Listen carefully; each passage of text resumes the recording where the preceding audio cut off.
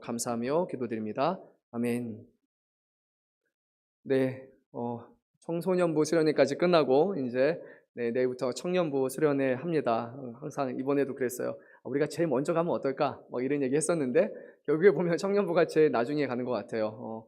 날짜도 많이 고민했었는데 그래도 8월 15일이 공휴일이 껴있다 보니까 이제 청년분들의 숫자가 대학생, 청년대학, 우리가 대학 청년인데 한 반쯤은 좀 직장인들이 이제 좀 많아요. 여기 있는 분들도 있고 이미 30대 중반 되시는 그런 청년분들도 보면 제가 이렇게 명단 놓고 보니까 거의 이제 반절이 돼가는 것 같다. 그래서 우리 청년들도 직장인들이 점점 많아지는 것 같다. 그래서 이 공휴일을 껴서 해야 하루라도 억지라도 우리가 참여할 수 있어서 그래도 이렇게 날을 잡았습니다. 그래도 감사하게도 또 참여하겠다는 분들이 있어서 또 감사하고, 짧은 시간이 되겠지만 3일이 풀이 아니라 정말 누군가에는 하루 또 한나절에 불과한 그런 기간일 수도 있겠지만요, 그래도 우리 청년분들 억지로 끌려오는 마음 갖지 마시고 그 가운데 또 사모하는 마음으로 나와주시고, 그때 하나님이 그 마음을 또 어루만져 주셔서 하나님이 예비하시는 아름다운 은혜를 또 우리에게 풍성히 내려주실 줄로 믿습니다.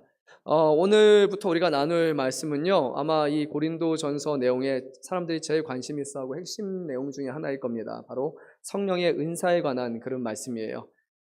고린도 교회 성도들이 이 영적인 거에 대해서 상당히 관심을 많았고요. 그러다 보니까 이제 12장, 13장, 14장에 걸쳐서 사도 바울이 상당히 많은 부분을 이 성령의 은사에 대해서 할당을 합니다. 그래서 오늘은 첫 시간이니까 오늘 모든 것을 다 말할 수는 없지만요, 그래도 이 2장, 3장 정도를 살펴보면서 우리가 성령의 은사에 대해서 조금 알아가고, 그리고 오늘날은요, 좀 오히려 저는 이런 생각이 들었어요. 예전에는 성령의 은사를 되게 갈구했던 적이 있는데 요즘에는 그거에 대해서 좀 이제 안 좋은 얘기도 나오다 보니까 너무 구하지 않는 그런 이제 침체된 그런 시대를 살아가고 있는데, 또 하나님 우리 각자에게 또 은사를 내려주시기를, 은혜를 내려주시기를, 우리 각 사람을 사용하여 주시기를 또 사모하는 마음들도 우리 안에 이게 더 커지면 좋을 것 같습니다.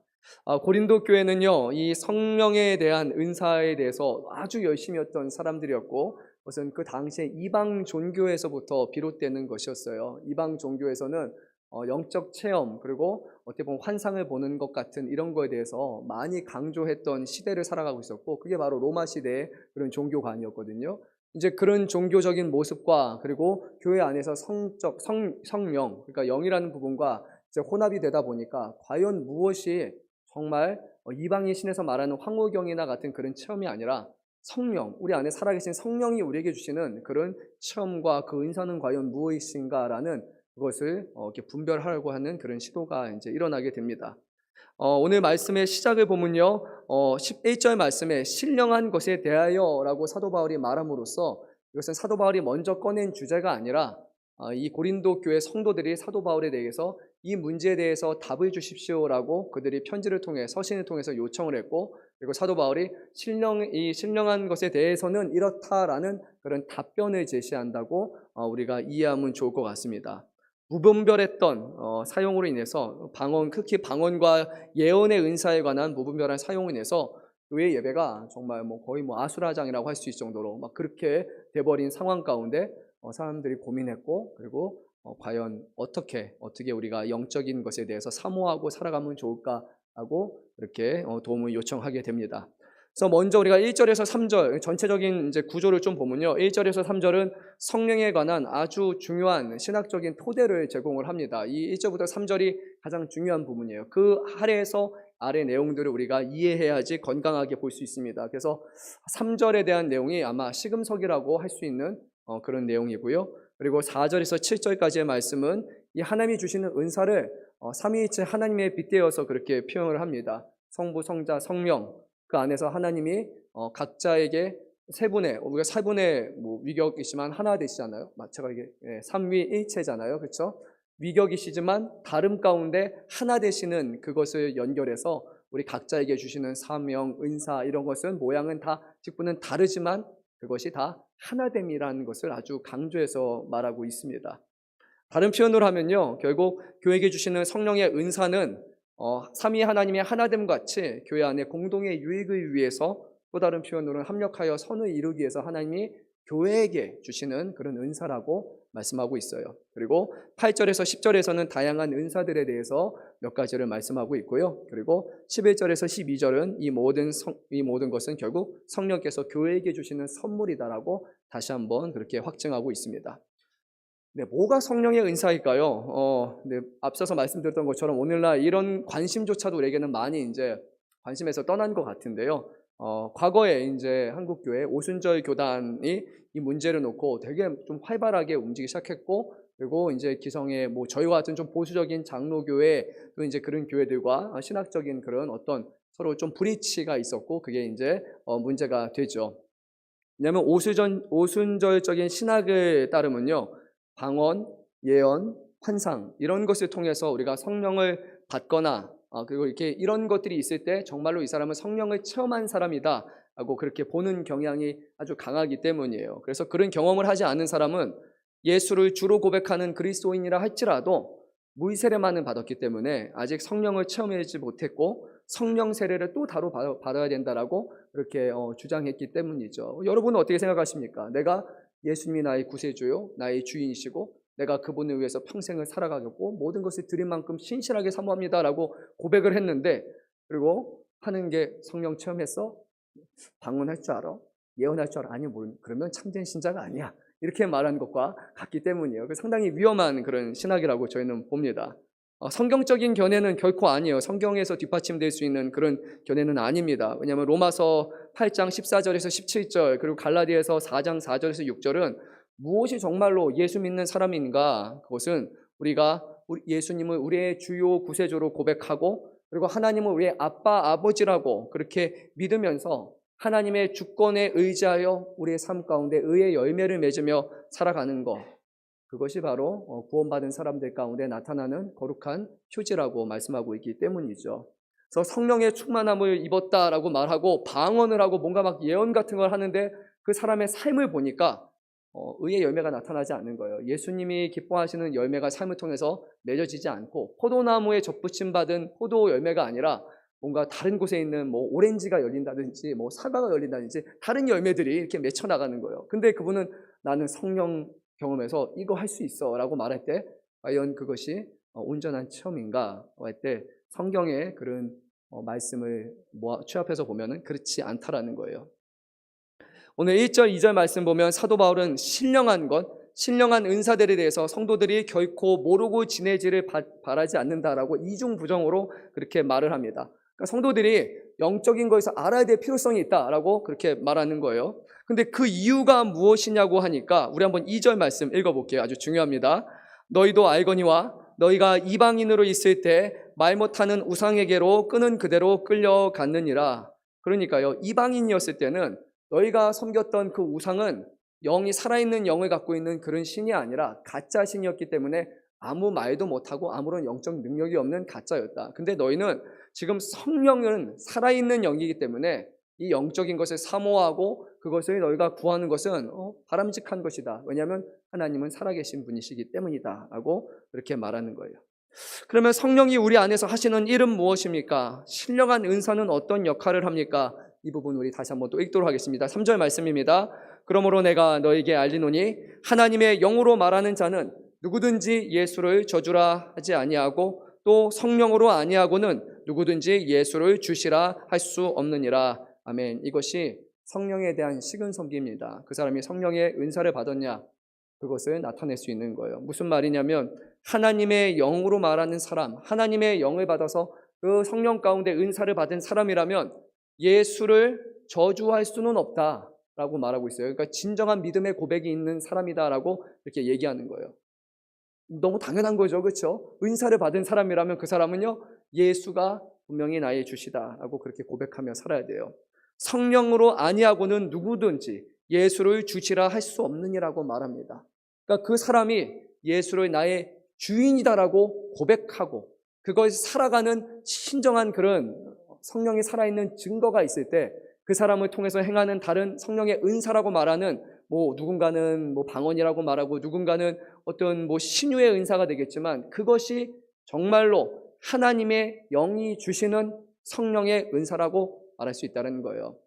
그분이 하나님을 예수를 주라 고백하지도 않고 그리고 하나님을 향한 온전한 믿음과 삶 없이 나타난 어떤 외적 표지로서의 방언을 말하거나 또는 외적 표지로서의 사람을 병을 고치는 것, 어떤 미래와 과거에 대한 일을 막 말하는다 할지라도 예수를 주라고 고백하는 온전한 신앙과 삶이 없다면 그것은 성령이 주시는 은사가 맞다는 겁니까? 아니라는 겁니까? 아니라는 거예요. 가짜입니다.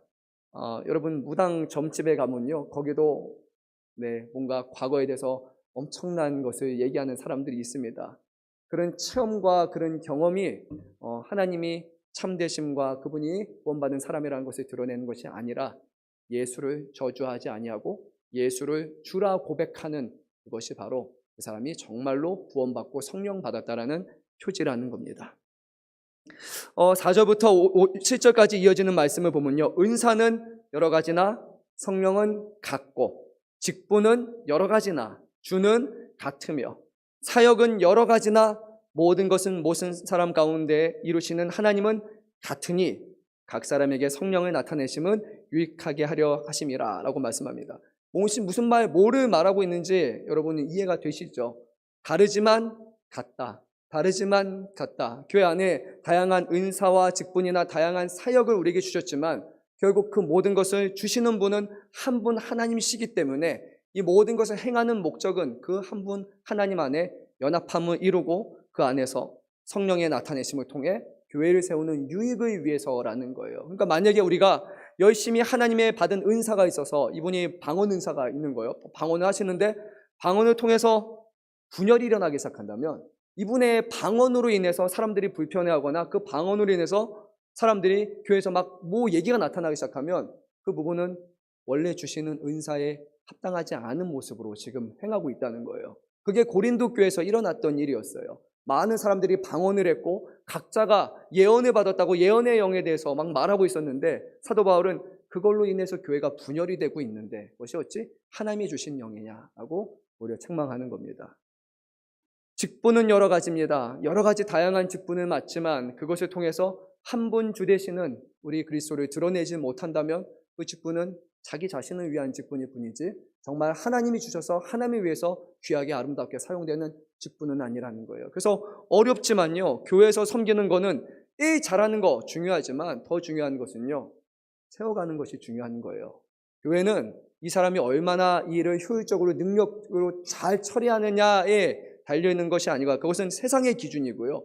교회 안에서는 이 사람이 수고하고 헌신하는 여러 가지 직분 조금 부족하다 할지라도 그것을 통해서 사람을 세워가고 공동체를 하나 되게 가는 그런 일들이 일어난다면 이 사람은 정말 하나님의 직분으로 그 일을 잘 감당하고 있는 거예요.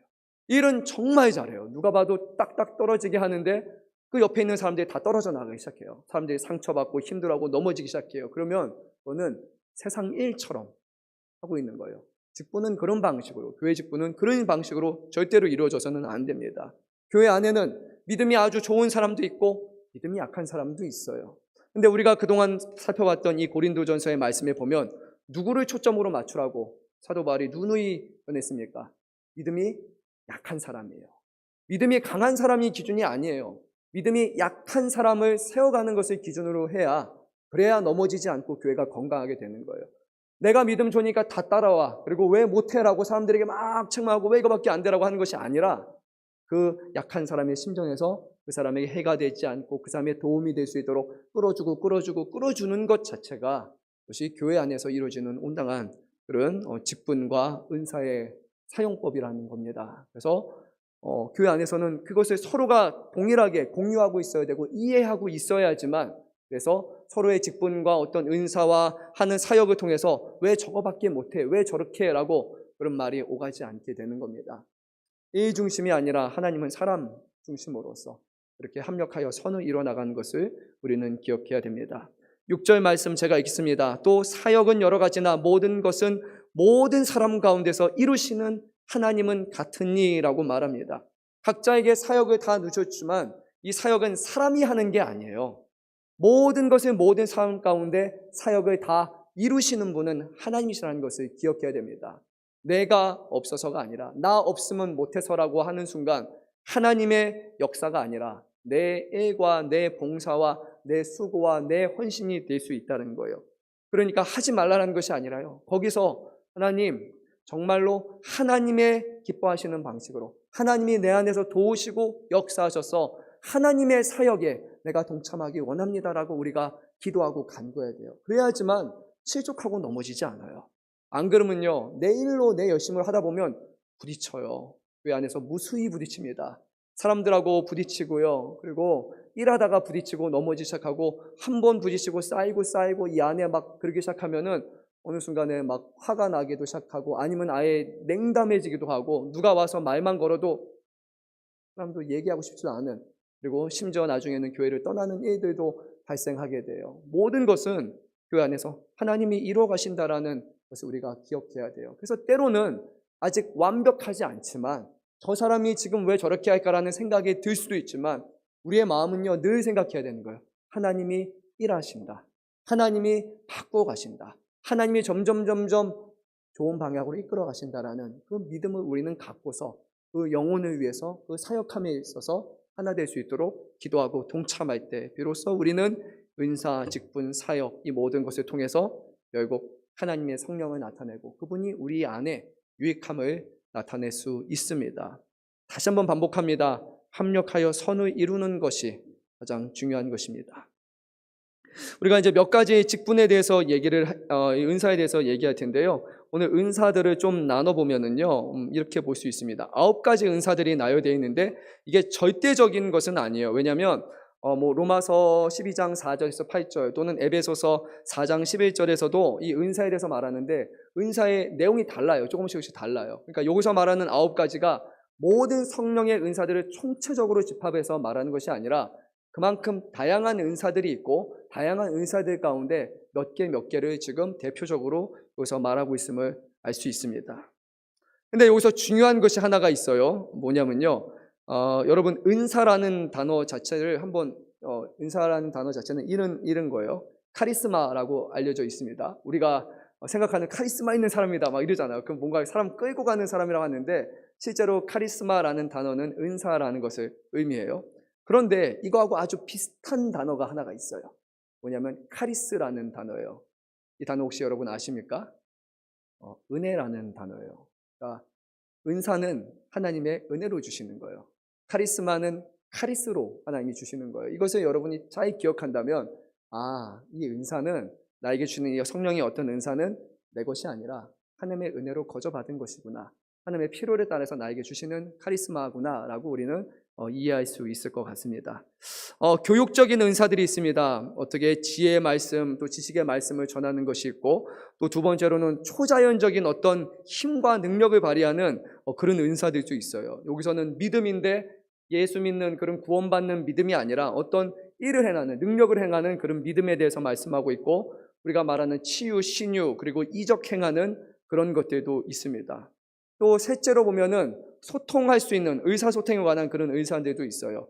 예언, 그리고 영들을 분별하는 능력, 방언 통역의 그런 은사들은 결국 소통을 위해서 주시는 그런 은사임을 우리가 알 수 있습니다. 우리 말씀 몇 구절만 읽도록 하겠습니다. 먼저 우리 8절 말씀 한 목소리로 읽도록 하겠습니다. 어떤 사람에게는 성령으로 말미암아 지혜의 말씀을, 어떤 사람에게는 같은 성령을 따라 지식의 말씀을 말합니다.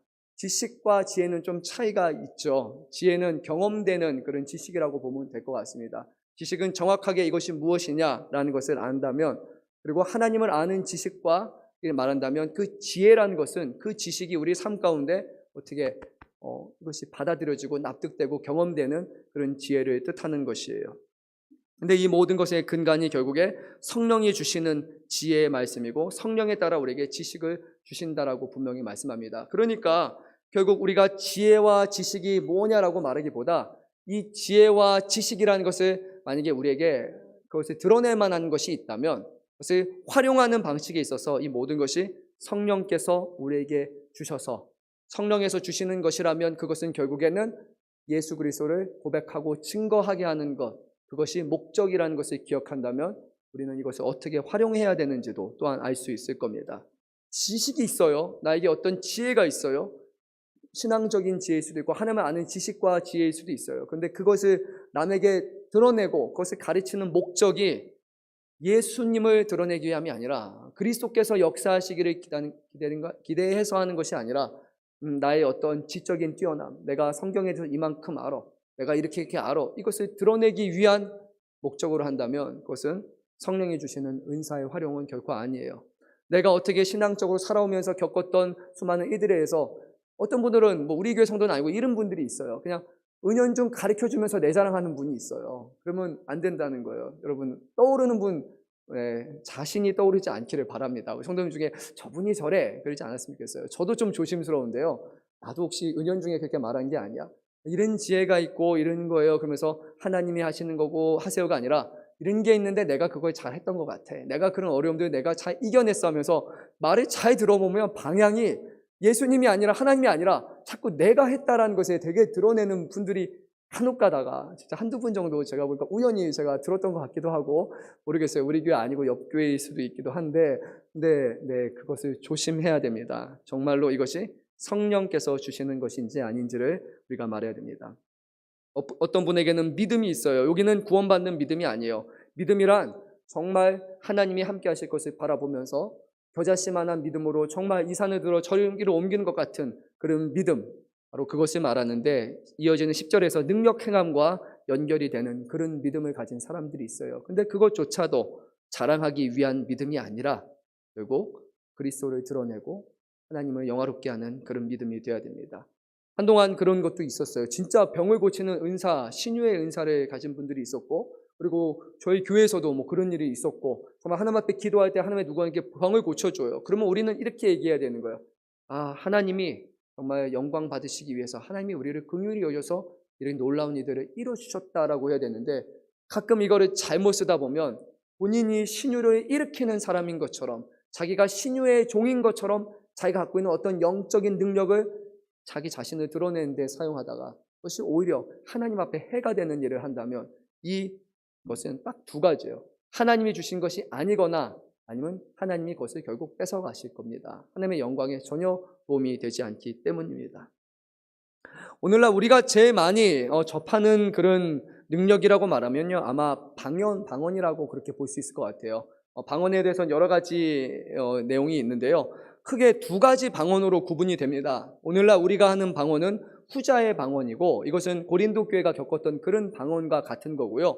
또 다른 방언은 우리 초대교회 처음에 오순절 성령 강림이 있어서 일어난 그 방언은, 사도들의 방언은 우리의 방언과 달라요. 다른 부류의 방언이에요. 왜냐하면 제가 안녕하세요 하면은 다른 사람들이 여러 나라 언어로 이것을 다 안녕하세요를 이해할 수 있는 그런 방언이었기 때문이에요. 각국에서 온 다른 사람들이 똑같은 말에 대해서 자기의 언어로 들었던 그런 방언이었기 때문에 오늘 우리의 방언과 다릅니다. 왜냐하면 우리가 새벽에 방언을 하신 분들 아무도 이해 못하거든요. 그렇기 때문에 이 방언은 그 방언이 아니고 우리가 우리에게 주시는 방언은 다른 방언이에요.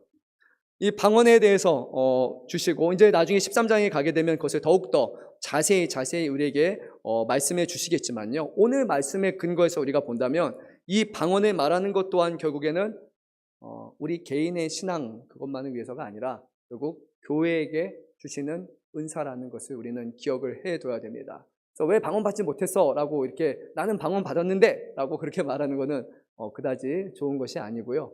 그리고 하나님의 은사는 우리에게 유익한 것이에요. 분명히 성경은 이것이 우리에게 유익하다고 말씀하고 있기 때문이에요. 나는 방언 안 받아도 돼 라는 것이 아니라 하나님, 나에게 하나님이 주시는 은사가 분명히 있을 텐데 그 은사가 무엇입니까? 라고 우리는 구해야 되는 것이죠. 특별히 구원받은 사람이라고, 그리고 성령이 함께 하시는 사람이라면 성령은 그 안에서, 각 사람 안에서 하나님의 영광을 나타내기 원하시고 그리스도를 증거하시기를 원하시기 때문에 우리가 알든 모르든 간에 우리 각자에게 주시는 은사가 있어요. 하나님의 은혜로 각 사람에게 베풀시는 은사가 분명히 있어요. 어떤 사람에게는 나는 말을 잘 못하는 것 같은데 보니까 되게 말 수가 많지는 않은데 하는 말 하나하나가 아주 진정성 있고 사람들에게 되게 지혜로운 말로 해주시는 분들이 있어요. 그러니까 막 말을 많이 해서가 아니라 정말 적절한 때 하는 몇 가지의 말로 인해서 중심을 잡아주는 그런 성도님도 계시고요. 어떤 분들은 늘 보니까 사랑이 넘쳐요. 그냥 바깥으로만이 아니라 얘기를 나눠보면 나아갈수록 저분은 정말 하나님이 주시는 은사겠다라고 느껴질 만한 그런 분들이 분명히 있습니다.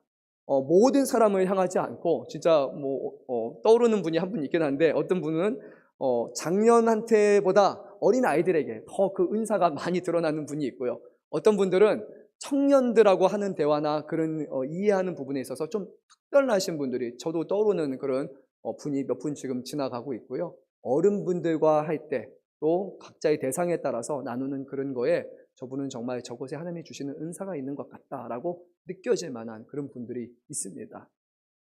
그리고 우리 교회 안에 있는 성도님들도 보면요. 저는 제가 이거 잘 은근히 못하는데, 그냥 갑자기 지나가는 사람 보면서 교회 오세요 이런 말 잘 못하거든요, 저는요. 좀 관계를 갖고 또 그분의 기도하고 또 주시는 마음을 따라서, 목사라 그런지 더 그런지 모르겠지만 되게 조심스럽게 접근을 해요. 그리고 나서 교회 오십시오라고 이렇게 하는데, 진짜 뚝 잡고 교회 오세요 뭐 이렇게 끌고 나오시는 그런 분들이 있어요. 그냥 가다가 왜 교회 안 나오냐고 한번 와보세요. 너무 쉽게 얘기하시는 분들이 있어요.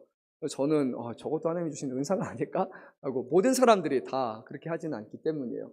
그것을 통해서 교회가 세워지게 되고 하나님의 영화롭게 되고 그리스도의 살아계심이 나타나고 그리스도의 주되심이 고백된다면 그것은 각 사람에게 주시는 그런 은사라고 우리는 볼 수 있습니다.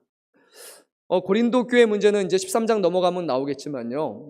방언에 대해서 문제가 발생을 했어요. 그래서 방언이 모든 사람들이 알아들을 수 있는 게 아니에요. 그래서 방언을 교회 안에서 너무나 큰 소리로 하다 보면, 또는 방언뿐만이 아니라 우리가 하는 어떤 기도나, 저도 조심스러운데, 저도 죄송합니다. 예전에 누가 저한테 와서 기도 너무 크게 해가지고 시끄럽다고 저한테 얘기하시는 분도 있어요. 근데 이게 마이크를 꺼주세요. 제가 기도만 하면 습관이 잘못 들어서 그런지 모르겠지만 크게 하는 습관이 들어가지고요.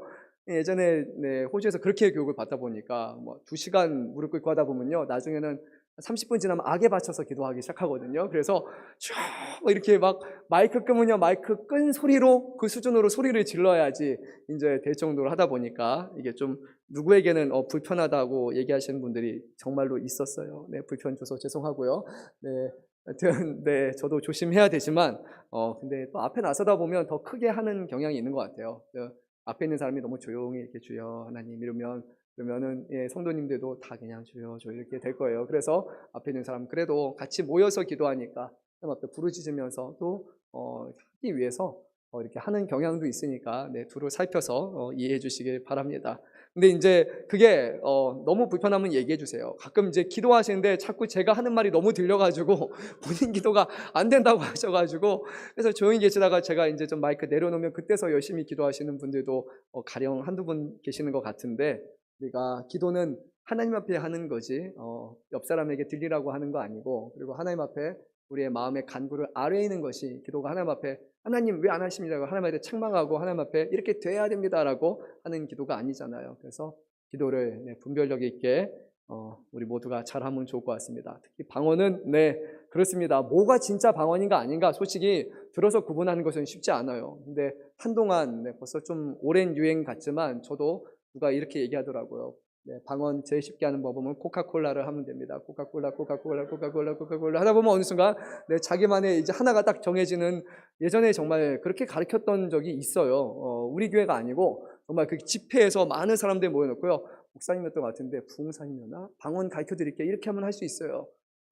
정말 그게 방언인지는 하나님하고 본인만이 아는 거고, 또 그렇게 했다가 어느 순간 이게 방언이 아닌 것 같아가지고 안 하시는 분들도 있어요. 근데 꼭 방언을 말해야지만 하나님이 들으시는 것은 아닙니다. 주님은 은밀한 중에서 우리의 마음의 중심을 살피시는 분이기 때문에 우리가 때로는 기도하지 않은 것조차도 하나님은 이미 아신다는 것을 기억했으면 좋겠고요. 하지만 개인에게 방언을 주는 것은요, 개인에게 아주 큰 은혜예요. 은사예요. 왜냐하면 하나님께서 나에게 주는 아주 특별한 것이기 때문이에요. 이게 방언을 줬다는 확신이 있다면, 그러면 그것을 놓고 기도할 때 정말 내 기도와 내 모든 것을 하나님이 들으시고 아뢰 주신다라는 그런 우리의 마음의 유익이 있고요. 저는 개인적으로 방언으로 기도할 때는 어떤 내용에 대해서는 이렇게 말하다가 기도하다가 좀 조심스러운 부분에서는 하나님만 아시겠지 하고 그렇게 쑥 넘어가기 위해서 그렇게 하는 그런 것도 있습니다.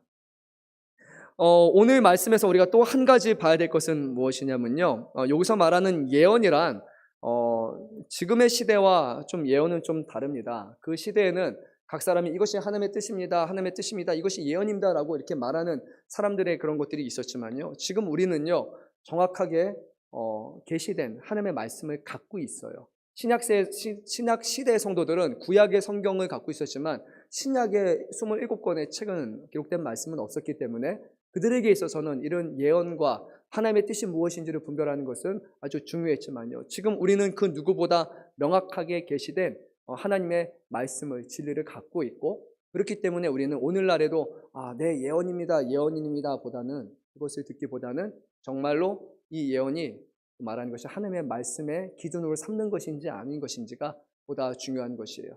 예언을 3개를 말했는데 2개를 맞았다면요, 그 사람은 진짜 예언을 하는 사람입니까, 가짜입니까? 네, 성경의 기준에서는 가짜예요. 정말로 그 사람이 예언하는 사람이라면요, 10,000개를 하면 10,000개가 다 맞아야지 진짜 예언을 하는 사람이에요.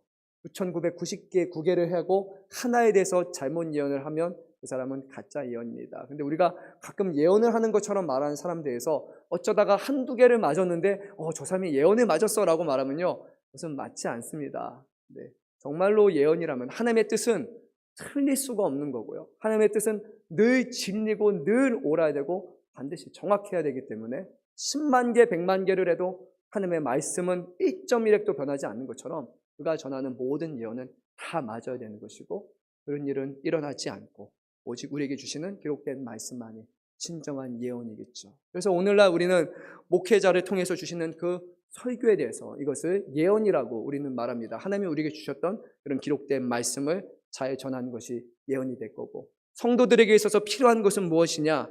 과연 이 사람이 하는 말이 정말로 듣기 좋은 어떤 연설을 하는 것이냐, 아니면 하나님이 주시는 감동 가운데 하나님의 뜻을 분별하여서 하나님의 말씀을 성도들 앞에, 회중 앞에 예언하는 것인가. 그래서 여러분들이 분별할 수 있도록 영적으로 깨어 있어야 됩니다. 목회자가 이 앞에서 강단에서 말한다고 해서 그것이 다 하나님의 뜻이 아니라는 거예요. 때로는 이 앞에서 하는 것들이 자신의 경험, 자신의 감정, 자신의 이성과 그리고 그런 것들에 치우쳐져서 하는 말을 이 앞에서 할 수 있어요. 사람이기 때문에. 그래서 참된 성도라면 그것을 분별할 수 있는 성도가 되어야 되고 깨어서 영적으로 그것을 알 수 있도록 먼저는 하나님의 말씀을 우리가 온전히 알아야 되고, 그리고 하나님의 기도하는 온전한 신앙생활을 통해서 그것을 분별할 수 있는 능력을 갖춰야만 합니다. 목회자라고 해서 완벽하지 않습니다. 목회자가 실수도 많이 합니다. 예전에 봤던 영상인데요, 옥하는 목사님 제자 훈련할 때 했던 그런 영상인데 지나가다 한번 봤어요. 이런 내용이었는데, 제자 훈련하는 중에 거짓말에 대한 그런 내용이 나오는데 성도님이 이렇게 얘기를 해요. 목사님도 거짓말 하시나요? 이렇게 물어보는 거예요. 그러니까 옥한 목사님이 네, 목사도 거짓말 하죠 라고 해요. 그러니까 성도님들이 네, 근데 목사님의 거짓말하는 것에 대해서 처음에는 제가 도저히 납득이 되고 이해가 안 됐는데 시간이 지나다 보니까 목사님도 사람이기 때문에 그럴 수 있다는 것을 자기가 이해하게 됩니다 라고 이렇게 얘기했던 그런 영상이 제가 스쳐 지나갔던 것 같아요. 하나님이 아닌 이상, 예수 그리스도가 아닌 이상 이 세상에 살아가는 모든 사람들은 결국 넘어질 수밖에 없는 연약한 사람들이에요. 그래서 사람을 바라보는 것이 아니라, 어떤 영적 지도자를 바라보는 것이 아니라 우리에게 있는 영원한 대제사장이신 예수 그리스도를 바라보는 것, 그것만이 우리의 신앙의 삶의 가장 우선순위가 되어야 됩니다. 수많은 영적 지도자들이 열심으로 하나님을 섬기고 정말 죄를 감당했지만 어느 순간 한 번씩 넘어지기도 하고, 그리고 말년에 가서 힘든 일들을 우리는 보게 돼요. 왜냐하면 사람이기 때문에 연약하고 취약한 존재이기 때문이에요. 하지만 우리 주 예수 그리스도는, 우리 하나님은 단 한 번도 우리를 실망시키지 아니하시는 하나님이시기 때문에 우리는 모두 그리스도를 바라보기 원합니다. 우리 성도들에게도 늘 얘기합니다. 저를 보시면 안 되고 제 뒤에 계시는, 영상도 또 전데요, 뒤에 계시는 그리스도와 하나님을 바라보시기 좋을 것 같아요. 저는 그분의 영광을, 그분의 살아계심을 아주 희미하게만 드러내는 그런 사람에 불과할 뿐이지, 진정한 영광과 진정한 믿음의 대상은 우리 주님밖에 없다는 것을 여러분이 반드시 기억하시기 바랍니다. 성도님들이 저에게 와서 기도해달라고 하시는데요, 네, 저는 기도를 같이 합니다. 제가 기도를 대신해 주는 사람은 결코 아니라는 것을 기억하십시오. 저에게 영적인 권세가 있어서 되는 것이 아니라 저에게는 영적인 권세는 하나밖에 없어요. 우리 주님 붙잡는 것밖에 없어요. 그러니까 저에게 와서 기도 요청하시면 저는 그 누구보다 열심을 다해서 생명을 다해서 할 거예요. 하나님, 하나님이 들어주시고 하나님이 응답하여 주시고 하나님이 불쌍히 여겨달라는 그런 기도를 할 거예요. 그런데 저를 의지하지 마세요. 그것은 거짓 신앙이에요. 잘못된 겁니다. 제 능력, 제 은사가 아니라 이 모든 것을 주시고 응답하시는 이는 우리 하나님밖에 없음을 우리는 잘 이해해야 됩니다. 목회자에게서 어떤 성도에게 있어서 영적인 권세란 개인에게 주시는 능력이 아니라 그 능력을 끊임없이 이뤄가시는 하나님 한 분밖에 없다라는 것, 그 성령님이 모든 것의 원천이라는 것을 기억하시면서 우리가 서로를 살피고 서로가 하나 되어 간다면 정말 우리 교회에 주시는 다양한 은사들은 정말 하나님이 귀하게 사용하시고 교회를 세워나가는데 부족함 없다가 아니라 넘치는 그런 은사가 될 줄로 믿습니다. 우리 한번 말씀을 마지막으로 읽고 마치도록 할 텐데요. 우리 12절 말씀 한 목소리로 크게 읽고 마치도록 하겠습니다. 몸은 하나인데 많은 지체가 있고 몸의 지체가 많으나 한 몸임 같이 그리스도도 그러하니라. 아멘. 무슨 말입니까? 한 몸은 누구십니까? 그리스도 한 분만 있습니다. 근데 그리스도의 몸이 오늘 여기 보니까 지체가 많다고요. 그러니까 여러분 한 분 한 분이 작은 예수님, 작은 그리스도인 거예요. 우리 교회의 모든 성도들은 다 그리스도의 영을 갖고 있는 그리스도의 사람이라는 거예요. 그 사람들 한 사람 한 사람, 저와 여러분 한 사람 한 사람을 모아서 하나가 돼서 우리 그리스도의 영광을 드러내고 그리스도의 모습을 나타내는 일을 이뤄가십니다. 그래서 우리 좀 그런 마음을 좀 가지세요. 아, 내가 예수님을 드러내는 사람이다. 나는 그냥 구원 받아서 끝나는 것이 아니라 내가 먹고 살아가고 내가 하는 모든 것들은 살아계신 하나님의 영광을 드러내는 역할, 나는 그것을 위해서 붙들림 받고 그것을 위해서 부르심 받은 사명자라는 것을 우리가 기억하고 살아가십시오. 믿지 않는 사람들과의 관계 속에서도요, 그들과의 대화와 삶과 교류함 속에서도 우리 자신을 드러내는 것이 아니라 하나님의 영광을 이렇게 가져와서 내 자신을 비추는 것이 아니라 그리스도시라고, 참 하나님이시라고, 그분을 바라봐야 된다고, 그분이 모든 것을 가능케 하시는 분이라고, 내 뒤에 계시는 분이 그분이시라고. 그래서 우리가 삶을 통해서 증거할 수 있기 바랍니다. 그러면 세상은 비로소 우리 믿는 성도를 통해서 하나님이 어떤 분이신지, 그리스도가 어떤 분이신지를 진정으로 알게 될 줄로 믿습니다. 우리 사랑하는 성도 여러분 축복하고, 우리 청년 여러분 이제 청년 수련회 시작하는데 우리 청년들 축복하고 사랑합니다. 우리 고생 많았고요. 우리 청년 또 수련회 할 때 늘 우리 주제가 있고 부제가 있잖아요. 그래서 부제는 여러분이 다 아시니까 부제를 잘 생각하면서 또 수련회 기간에 쉼과 또 회복도 있었으면 좋겠고, 그리고 그것이 발판이 돼서 계속해서 우리가 사역함에 있어서 섬김에 있어서 잘 할 수 있었으면 좋겠어요. 내려놓고 싶은 마음도 있을 거고 힘들어서 정말 너무 힘들다라는 생각이 왜 안 들겠습니까? 그렇죠? 그런데 그런 과정 하나하나를 통해서 결국 주님이 우리에게 믿음을 굳건하게 하실 것이고, 그런 과정을 통해서 하나님이 내가 하는 것이 아니라 하나님이 내 안에서 가능케 하시는구나 라는 것을 우리가 결국 깨닫게 될 것이에요. 성경은 끊임없이 말하는 것 같아요. 인내하라, 인내하라. 인내는 그냥 마음의 인내를 뜻하는 것이 아니라 그리스도를 꼭 붙잡는 것을 의미하는 거예요.